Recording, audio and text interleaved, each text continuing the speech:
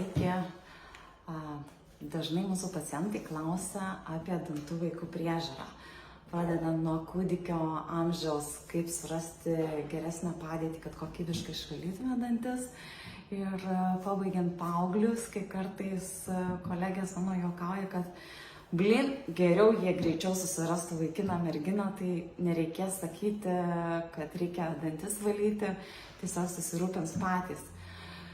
Tai visa esmė, tai viską, ką daryti, darome su atsipalaidavimu. Kalbėti apie dantų priežiūrą, be jokių gąsdinimų, be baimių, bet nenaudojant kažkokių prievartos mechanizmų, pavyzdžiui, paimti kūdikį, laikyti rankas, kojas ir greitai dantis išvalyti. Viską daryti su atsipalaidavimu, mokyti savo pavyzdžių ir kviesti daryti kartu. Pavyzdžiui, jau metų kūdikis jau gali turėti savo šepetėlį ir kai valosi tėvai dantis, tikrai kūdikis iš savo smalsumo jisai nugalės, čiups tą šepetėlį ir jau kažkokius tokius judesius darys, jie tikrai nori pavalyti tėvams. Ir tiesiog pasirūpinkite, kad turėtų jau kūdikio amžiaus vaikai savus šepetėlius, kokybiškus, ir įtraukite juos į valymą valytis kartu. Vyresnis amžius, 2, 4, 5 metai, turėdamas savo vaikus, galvojau, jog pakaks daryti taip, kad valytis būtų smagu. Ir aš pati dainuodavau daineles, pavyzdžiui, kažkokia I wanna dance with somebody, ir valai dantis įsižioja, dainuoja, linguoja kartu, kad tiesiog formuoti smagaus valymo įgūdį, įprotį. Dabar aš supratau, kad iš tikrųjų daug svarbiau yra valytis kartu. Tiesiog nevalyti, bet kviesti valytis kartu. Aš einu valytis, gal norit kartu dantis įsivalyti, eikim kartu valytis. Ir pereinamasis etapas tarp to momento, kai valote jūs ir vaikai valosi patys, turėtų būti palaipsniui ateiti. Pavyzdžiui, leiskite vaikams išvalyti jūsų dantis, išvalykite jūs vaikams. Ir taip vaikas mokosi taisyklingo judesio. Ir ateina kitas etapas, kai neišvengiamai pradedam kontroliuoti. Tai jau išsivalei dantis, eik valytis dantis. Ar gerai kokybiškai išsivalei, ar ryte vakare valiai. Nevalys išges dantis. Ir patikėkit, išgedo dantis.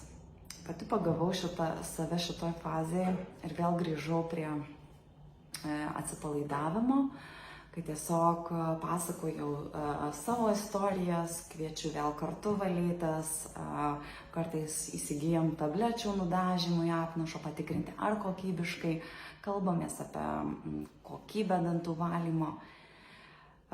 Esmė ta, kad ne visada mes suaugusieji mokam kokybiškai ir gerai išsivalyti dantis, kartais apleidžiam dantų priežiūrą ir taip atvirai kalbėtis reikėtų ir su savo vaikais, kad keletą dienų taip kokybiškai nevaliau, dabar dėl to grįžtu prie kokybiškesnio valymo priežiūros, kalbėti apie vizitus pas odontologus, tiesiog vaikus įtraukti kaip fone.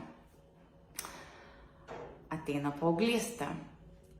11-12 metų aš jau sakyčiau, kad tai yra paaugliai ir šio amžiaus vaikams jau nebereikėtų sakyti valykis dantis arba ypač juos versti valytis dantis, kontroliuoti, nes jau reikėtų gerbti vaiko savarankiškumą ir šiame amžiuje kvieščiau tiesiog užrašyti vaiką pas burnos priežiūros specialistą, higienistą, leisti formuoti ryšį, santykį su specialistu.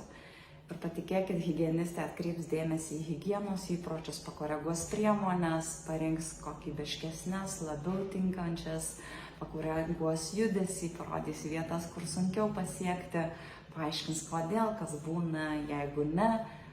Ir patikėkit, paaugliam tikrai rūpi jų šypsena, jie nori gražiai šypsotis ir jiems smalsu apie dantų balinimą. Tai jau leiskit formuoti ryšį su higieniste, jeigu yra tikrai problemų dėl dantų priežiūros kasdieninės, galbūt prireiks dažnesnių vizitų, bet jau formuosis švarios burnos pojūtis.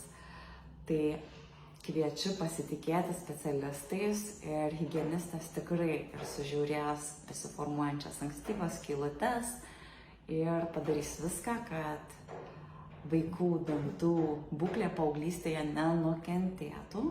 Nes būtent šis periodas tarp 11-18 metų, kai vaikas pereina į sąmoningesnį suaugusio gyvenimo, yra tas laikas, kai daugiausia sugenda išdygę nuolatiniai dantys dėl nepakankamo valymosi namuose. Taigi galim padaryti daug ir tiesiog rodykim savo pavyzdžių. Tai tiek šį kartą.